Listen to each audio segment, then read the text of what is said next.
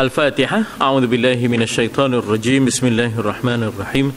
Alhamdulillahi rabbil alamin arrahmanir rahim maliki yaumiddin iyyaka na'budu wa iyyaka nasta'in ihdinas siratal mustaqim siratal ladzina an'amta 'alaihim ghairil maghdubi 'alaihim waladdallin amin.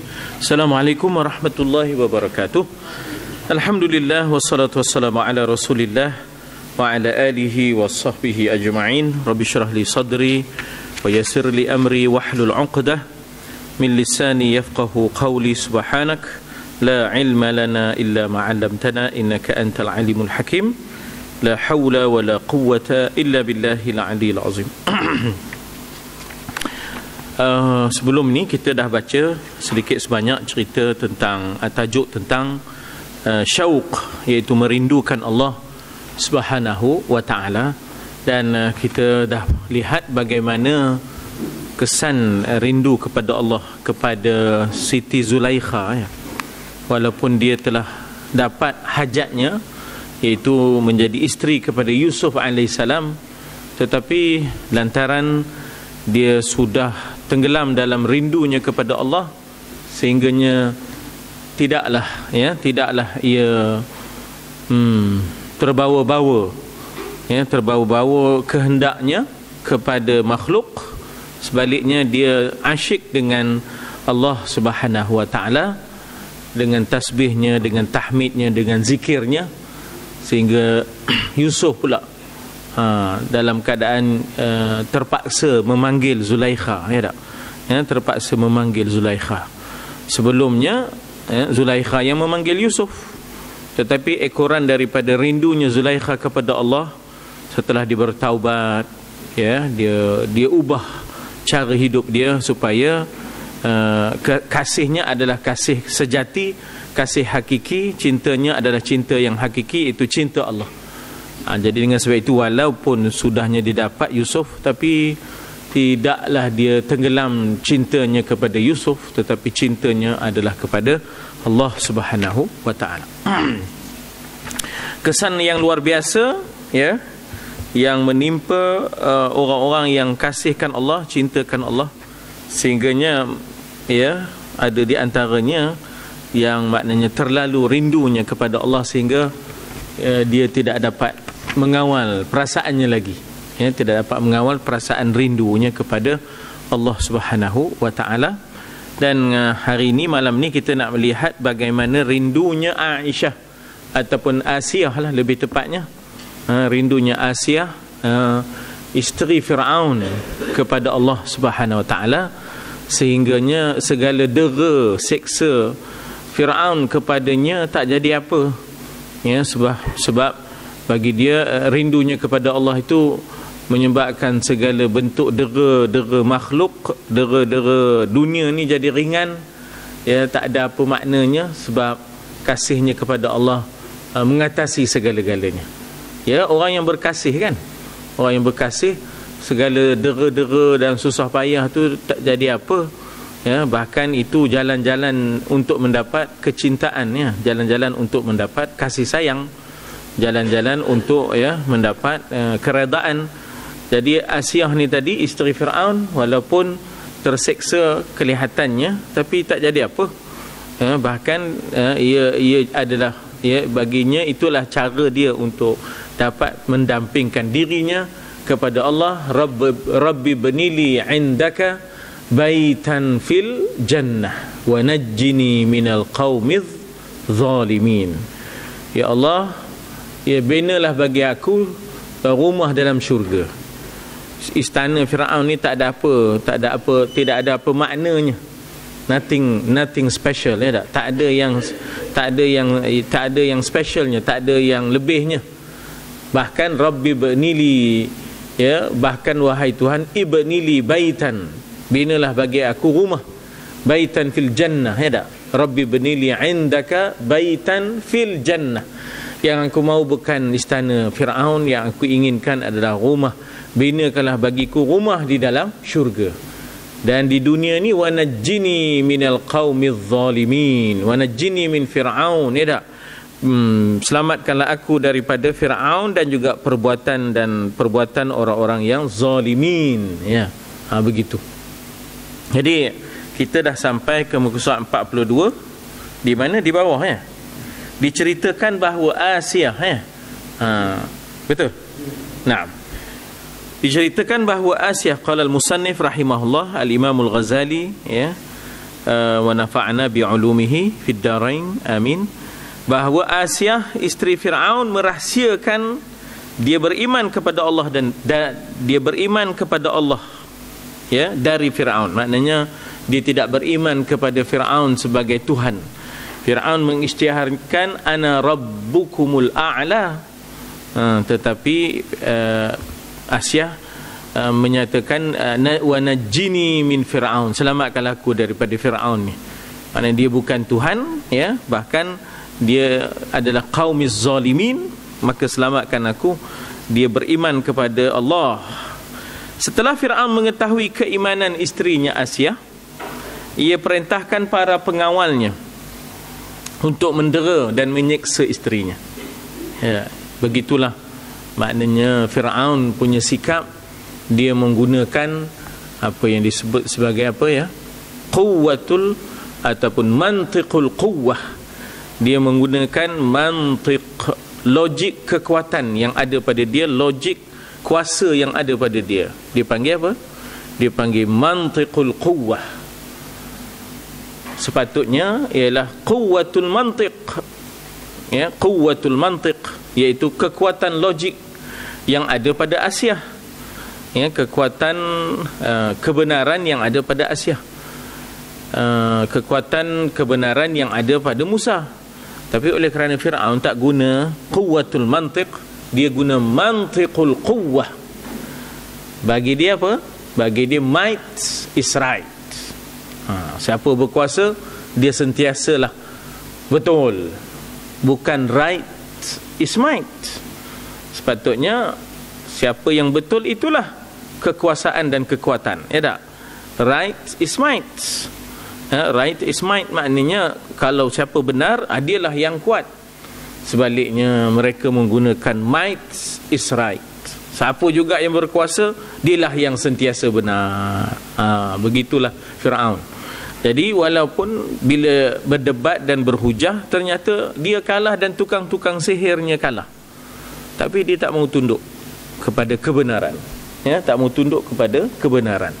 Inilah dia juga Namrud, inilah juga Fir'aun. Mereka menggunakan mantiq al-quwwah, mantiqul quwwah, iaitu might is right. Asal dia berkuasa je, dia betul lah. Sepatutnya gunalah right is might, ya tak? Iaitu quwwatul mantiq yang ada pada Ibrahim. Quwwatul mantiq yang ada pada Ibrahim itu, sepatutnya Namrud tunduklah kepada quwwatul mantiq.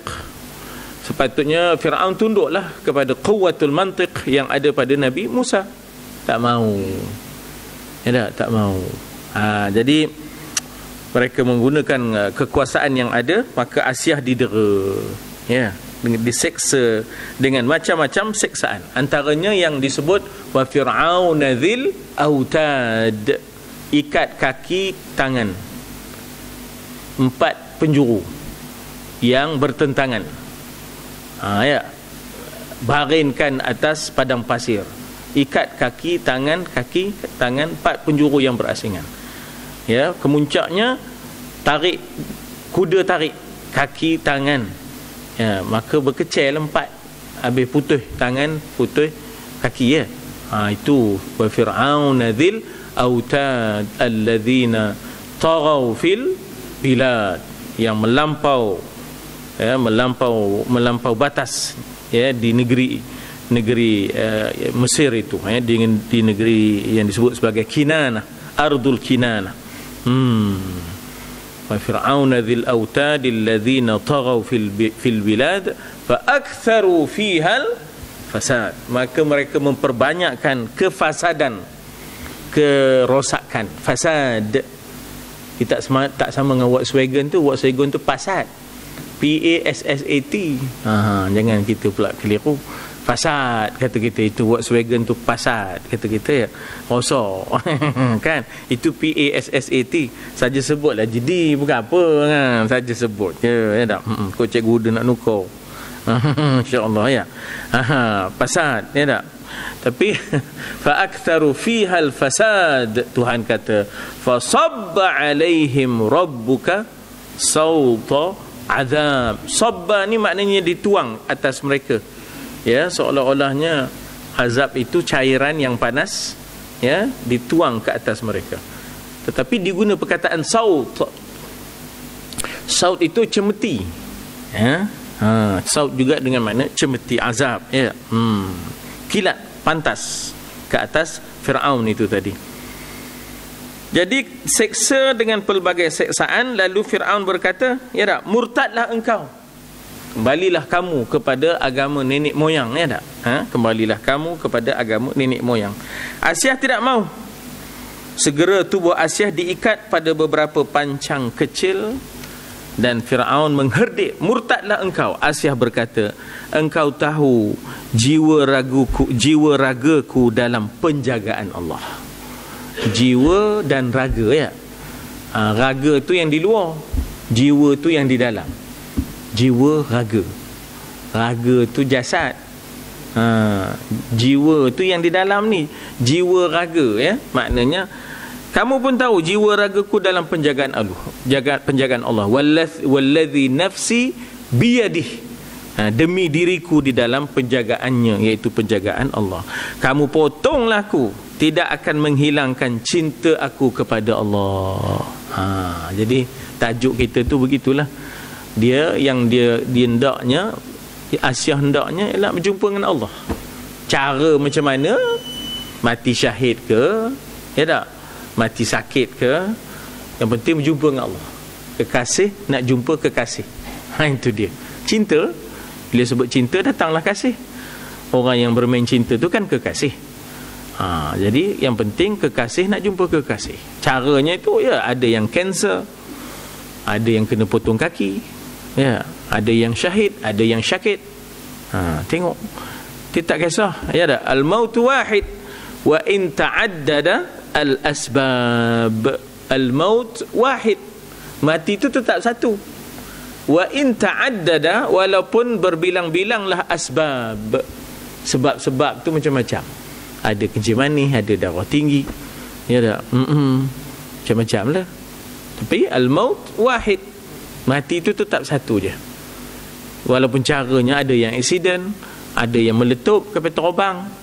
Ada, Allahu Akbar. Ya, kaki tangan tak ada. Badan je ada atas.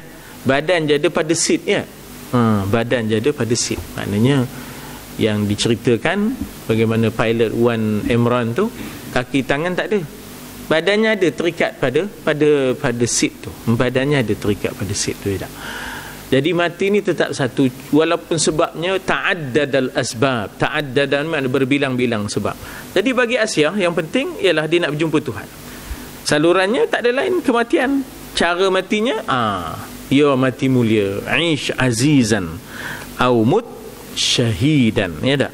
Matilah dalam keadaan yang syahid, yang mulia. Aish azizan, hiduplah mulia, matilah syahidan. Aish azizan au mut syahidan ya. Kalau kau potong aku, potong-potong aku, qatta'a, itu yang digunakan, qatta'a. La uqatti'annahum ya, aku akan pasti potong-potong tangan dan kaki-kaki mereka. Itu Fir'aun punya hukum ke atas tukang-tukang sihir yang beriman kepada Allah. La uqatti'annahum ya, aku pasti akan potong-potong tangan-tangan kaki mereka. Wala usallibannahum ya, aku pasti akan, maknanya pancang, ikat kamu pada pancang kayu katanya ya. La uqatti'annahum la uqatti'annakum wa la usallibannakum katanya, aku akan salib kamu semua ya. Itulah ancaman Fir'aun kepada tukang sihir yang asalnya orang kanan dia, tapi semua pakat beriman. Amanna bi rabbi Musa wa Harun, kami pakat beriman dengan Tuhannya bagi Musa, Tuhannya bagi Harun ya tak. Lalu Fir'aun marah, "Aamintum qabla an adzina lakum?" Apakah kamu beriman sebelum aku izinkan kamu? Begitu. La uqatti'anna aydiyakum, ya, thumma la usallibannakum, la uqatti'anna aydiyakum wa arjulakum min khilaf. Aku pasti akan potong-potong tangan kaki kamu secara bersilang. Wala usallibannakum, aku akan pasti pancangkan kayu untuk ikat kamu pada kayu-kayu. Itu kata Fir'aun kepada tukang-tukang sihir yang telah beriman ni tadi. Apa kata tukang-tukang sihir? Faqdi ma anta qadin, innama taqdi hadhihi alhayat ad-dunya. Silakanlah tuanku nak hukumlah. Ya, sila. Tapi tuanku hanya boleh menghukum di atas dunia je. Akhirat esok tuanku tak boleh hukum apa dah. Faqdi ma anta qadin, innama taqdi hadhihi alhayat ad-dunya. Begitu nekatnya tukang-tukang Fir'aun yang sudah beriman, tukang-tukang sihir yang sudah beriman kepada Allah, ya. Jadi kalaupun dipotong jasad ni yang dikatakan raga ni tadi, ya tak? Tak dapat menghilangkan cintaku kepada Allah. Kemudian Musa lalu di hadapannya, di hadapan Asyah, ya. Lalu maka dia berkata, dia di sini siapa? Asyah.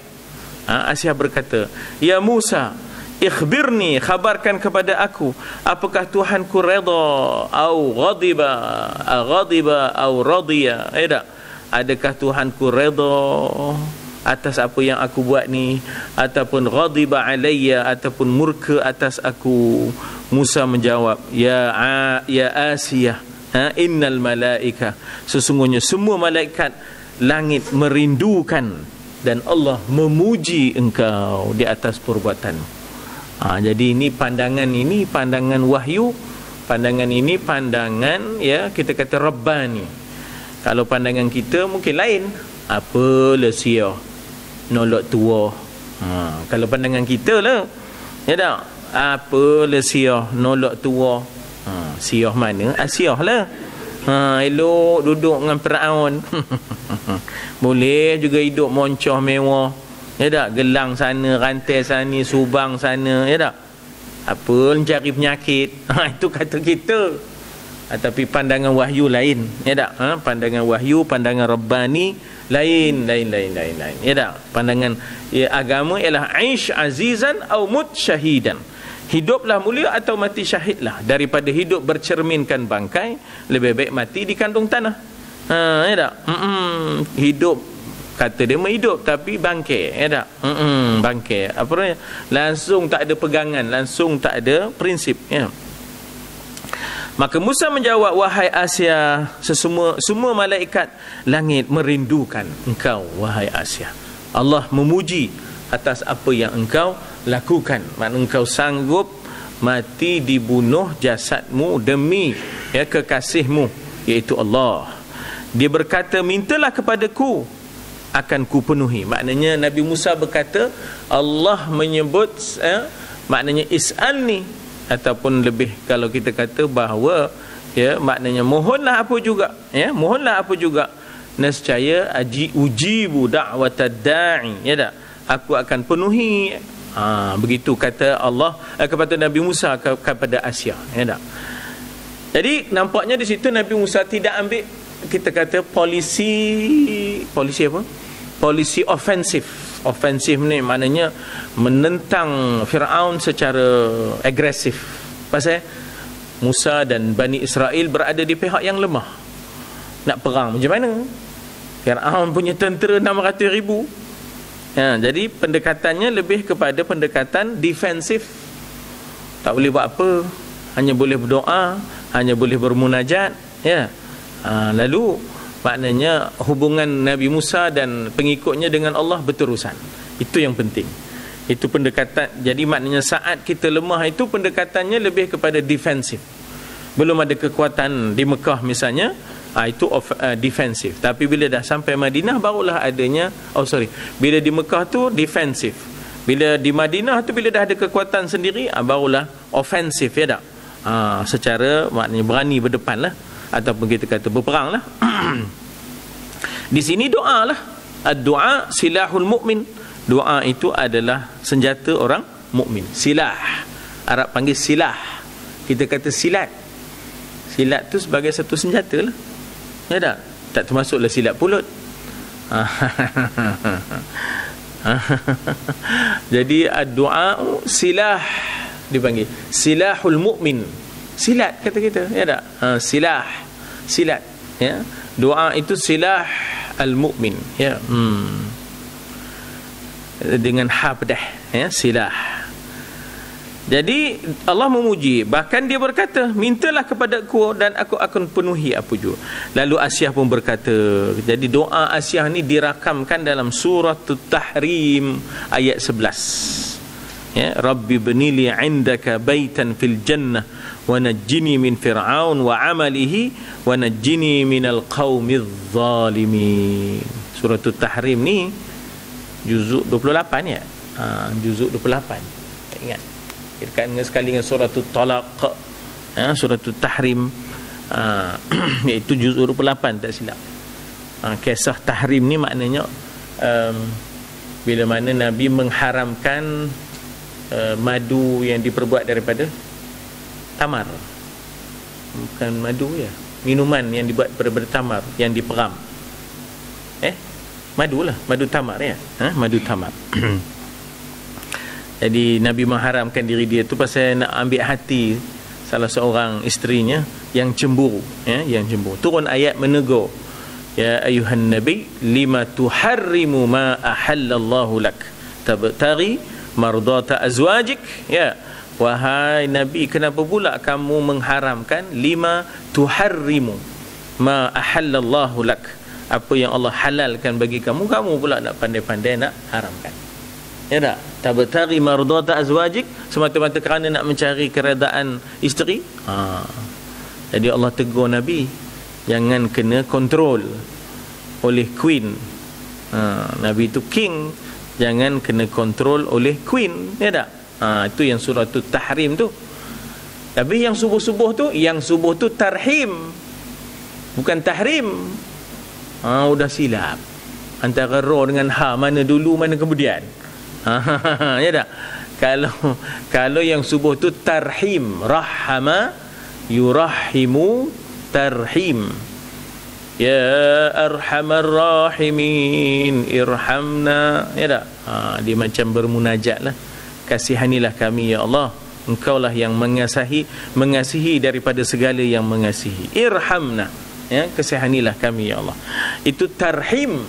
Di sini tahrim. Tahrim makna mengharamkan sesuatu. Itu maknanya tahrim, ya. Jadi ditegur Nabi pun tarik balik lah, ya. Nabi tarik balik. Kan setengah kopi tu isteri cemburu, tak bagi pakai minyak wangi. Abang ni asal keluar rumah je minyak wangi, dalam rumah apa? So tak pakai minyak wangi. Minyak wangi banyak beli pula tu di Mekah. Apa nama minyaknya, macam-macam lah. Apa namanya? Minyak kasturi lagi apa? Sultana. Pandai je Ramli, ya tak? Langsung diharamkannya maknanya minyak wangi tu. Kesnya pasal kelahi dengan isteri, ya tak? Kenapa pula diharamkan benda yang dihalalkan, ya tak? Tapi begitulah maknanya apabila benda yang sunat kita nak buat, tiba-tiba mencetuskan pula benda yang haram, maka oleh kerana itu tak payahlah buat sunat tu. Saya haram pakai, haram berkelahi, kan, udah, kan, naik darah, ada naik darah. Jadi tak usahlah pakai. Contoh ginilah tuan-tuan, kes bela kucing, bela ayam, kan, suami isteri kelahi. Ini kes ni betul ni, sampai isi borang ngambil main, isteri minta cerai, tak tahan dah. Suaminya asalnya accountant, bila dapat duduk kampung, dia belanya ayam serama, ayam kedah, haram berban. Okey, dera pun berlaku, gangguan seksual. Tu lantak dia ayam kedah melantak ayam serama. Tak ke haru kan. Jadi isteri kata ni tak boleh lah bang, dera seksa. Ya tak? Lepas tu serama ni pula tak pada yang kecil, gemuk ngokok. Kokok-kokok udah berbunyi alam kereta, ngokok-ngokok halus kokok, tapi alam kereta udah pukul 3 pagi, pukul 4. Yang seramu ni pun tak ada disiplin, ngokok pukul 3 pagi. Tak apa-apa dah. Udah berbunyi pula alam kereta. Tak. Udah tak boleh tidur lantaknya. Tak tahan abang kalau yang kucing pula. Ya Allah, macam-macam saat ni ke kucing bela ya tak. Nama kelahi dia lelaki bini. Kisahnya pasal nak buat sunat ni. Bela ayam, bela kucing sunatnya. Tapi menjaga keharmonian suami isteri wajib. Jangan kerana sunat jadi tak harmoni. Udahlah tu. Ya tak? Tak usah bela. Ya tak? Tak usah bela kalau orang itu ya tak. Ngapa? Lantak kelahi. Lantak kelahi ya tak. Menjaga keharmonian suami isteri itu adalah wajib ya tak. Jadi kes tu jangan buat main ya tak. Baik, jadi kemudian dia kata apa? Dari Salman radhiyallahu anhu berkata, isteri Firaun diseksa dengan berjemur ataupun dijemur lah. Ya, bukan dia berjemur. Beza antara berjemur dengan dijemur ya tak. Sebab itu bahasa ni sebenarnya kalau nak menterjemah dia kena mahir dua-dua bahasa ya. Bukan hanya bahasa Arab, bahasa Malaysia yang dia nak terjemah, guna terjemah tu pun terpaksalah mahir juga. Kalau tidak berjemur kata. Kalau berjemur tu kehendak dia sendiri berjemur. Kan dijemur ya tak. Di panas mentari. Ketika mereka pergi, para malaikat memayungi wanita itu. Ini dipanggil ma'unah.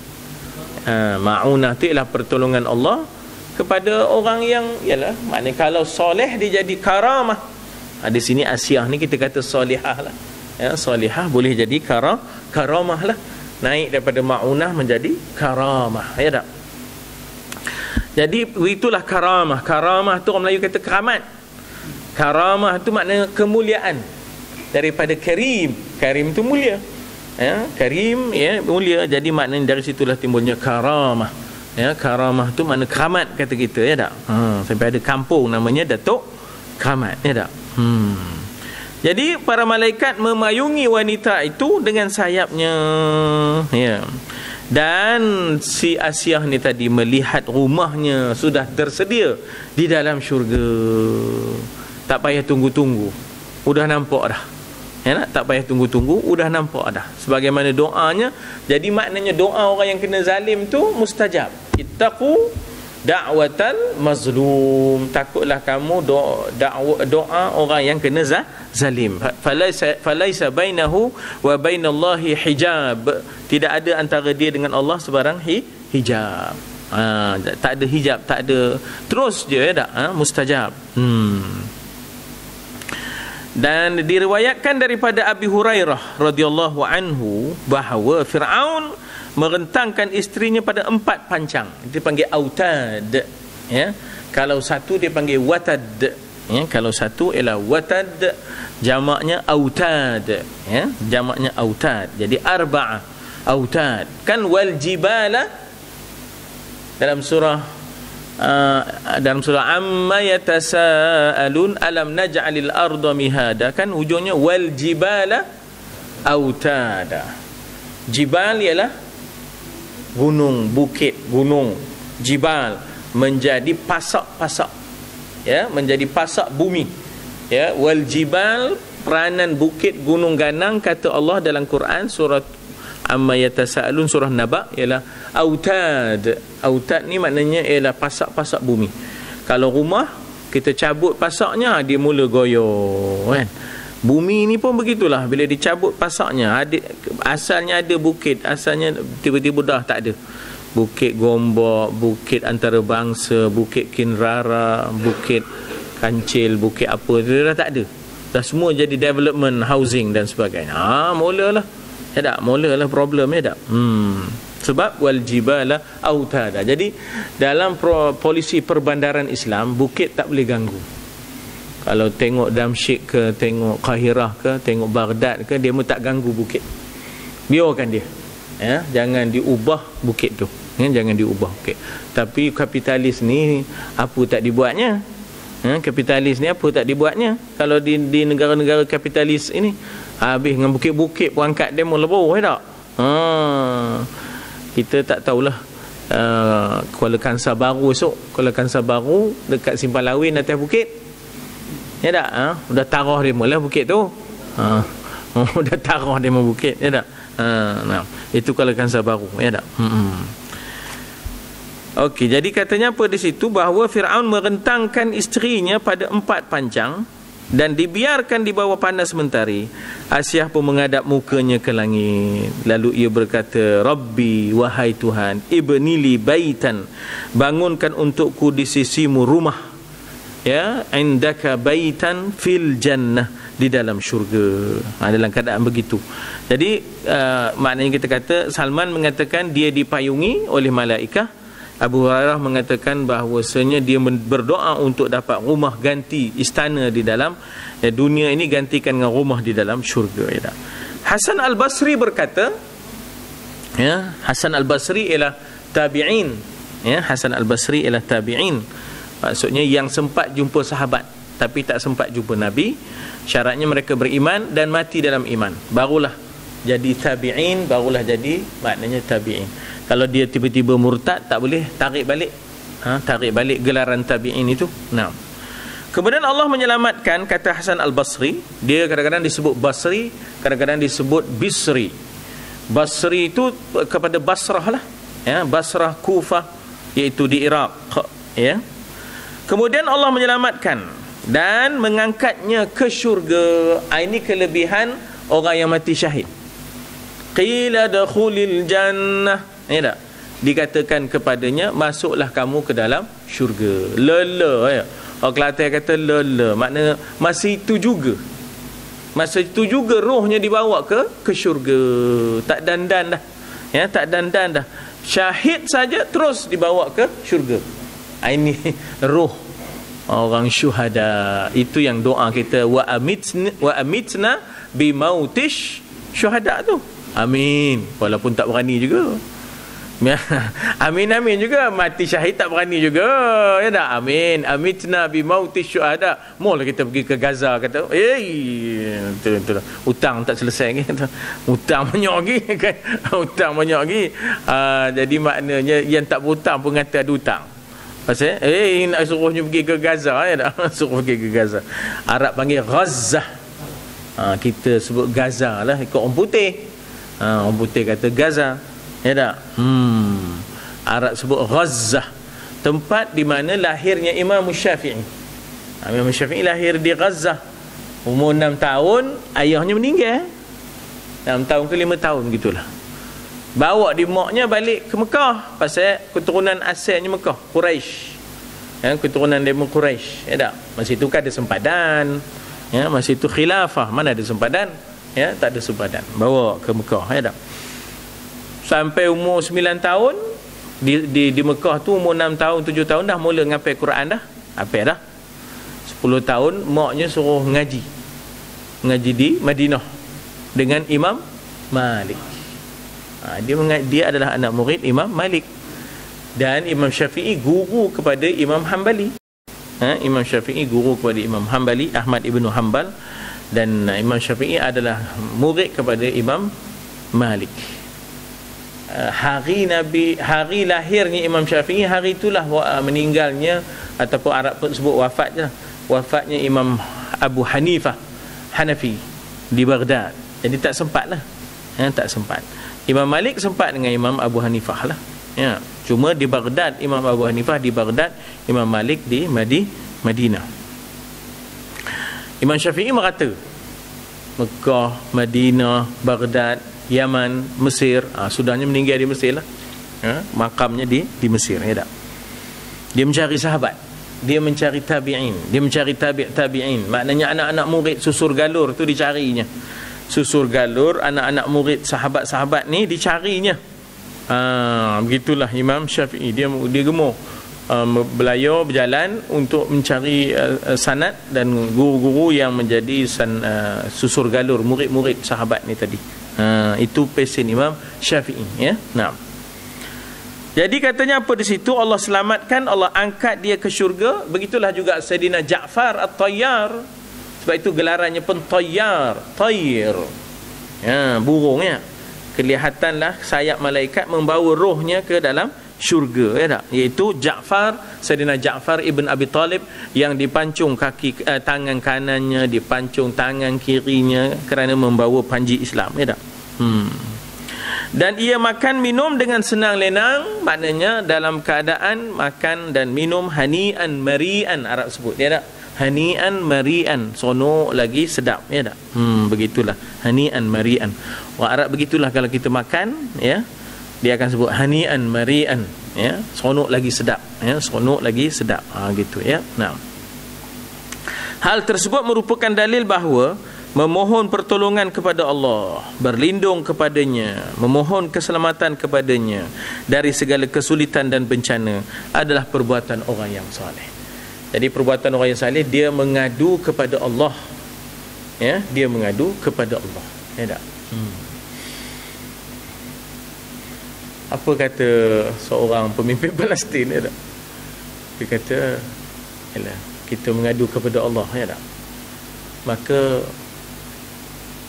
barulah aku tahu, katanya, rupanya Israel ini menguasai, ya, orang-orang Islam, pemimpin-pemimpin Islam di seluruh dunia. Dan barulah aku tahu bahawa Israel ini tak dapat menguasai orang Islam di Gaza, ya. Dia punya statement cakap putih, ya, dia punya statement cakap putih.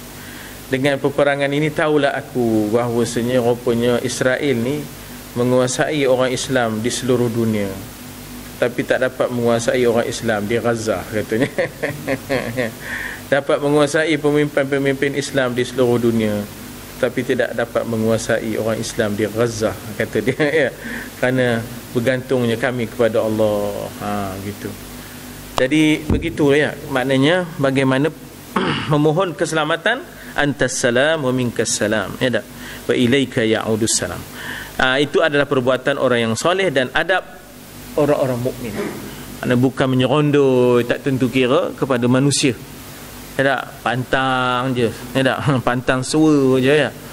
Pantang suara je, terus nyambung, ya. Tak?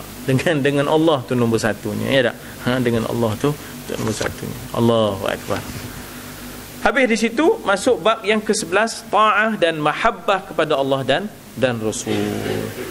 Allahumma arhamna bil Quran waj'alhu lana imaman wa nuran wa hudan wa rahmah. Allahumma dhakkirna minhu ma nasina wa 'allimna منه ما جاهلنا وارزقنا تلاوته آناء الليل وأطراف النهار واجعله لنا حجة يا رب العالمين.